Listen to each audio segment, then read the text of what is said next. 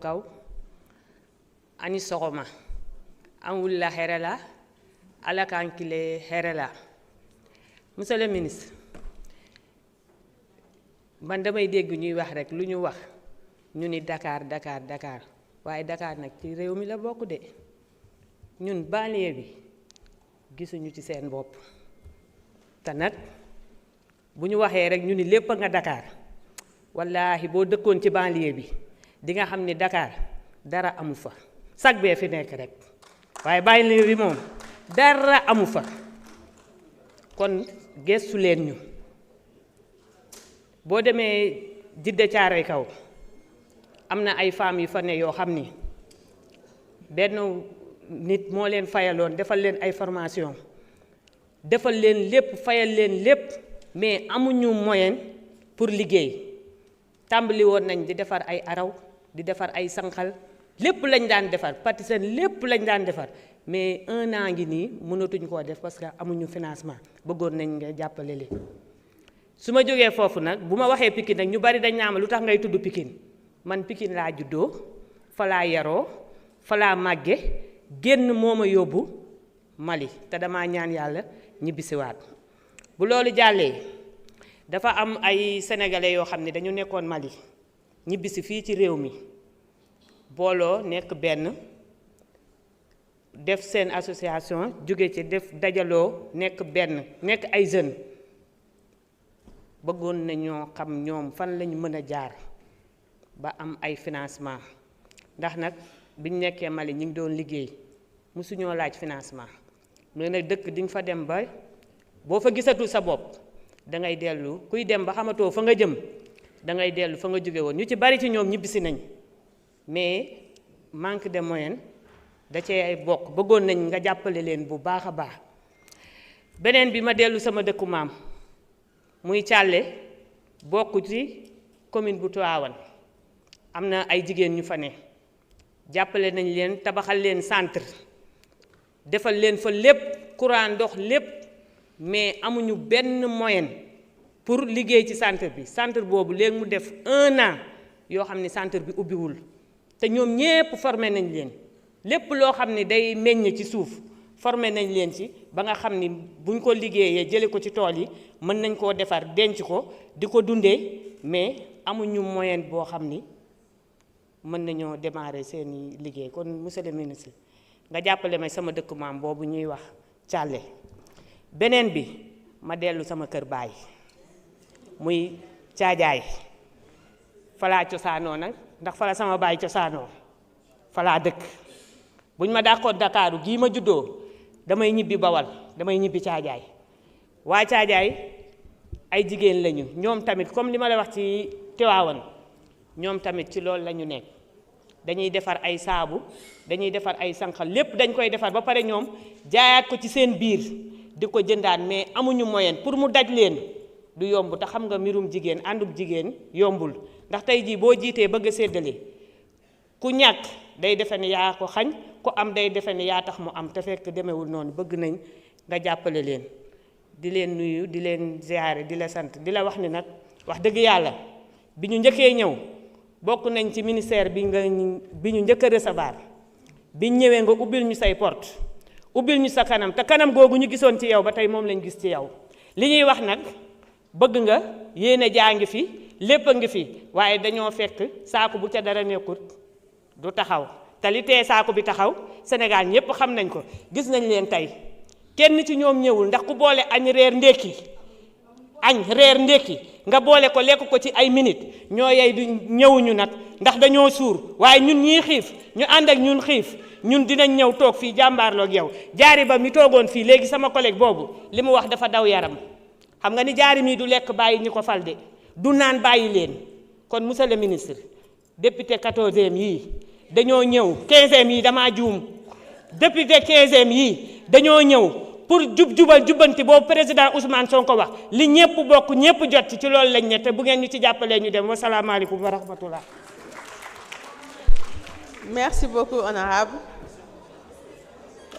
Monsieur le doyen Alakan, vous avez la parole. Monsieur Ibrahima Mbengue se prépare.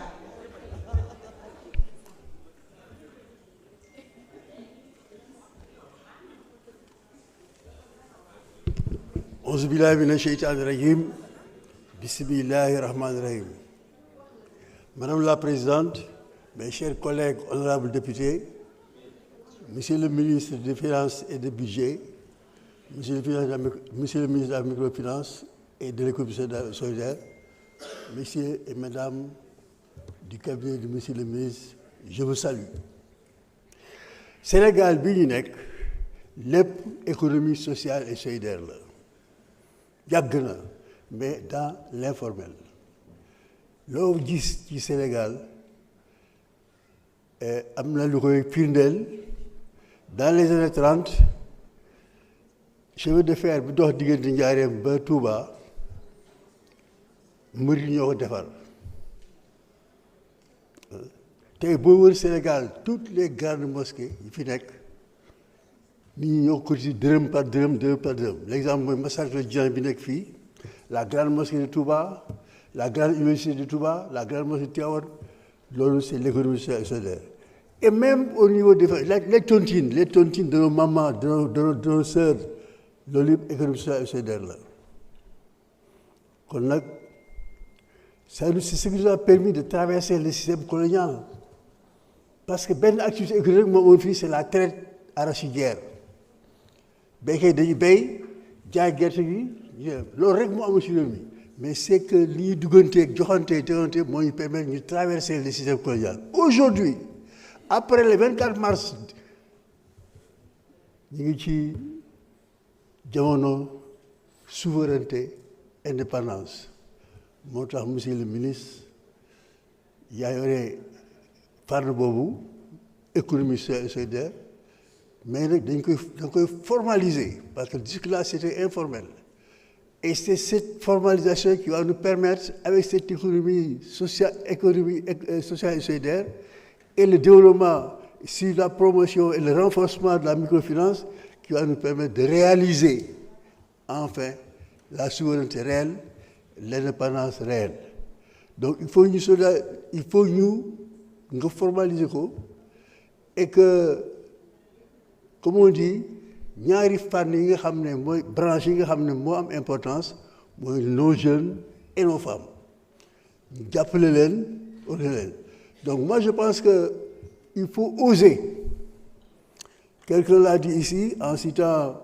le père de cette économie qui est un Indien qui a créé une banque des femmes. Je pense qu'il faut évoluer dans le cadre du renforcement des institutions de la microfinance vers une banque des femmes.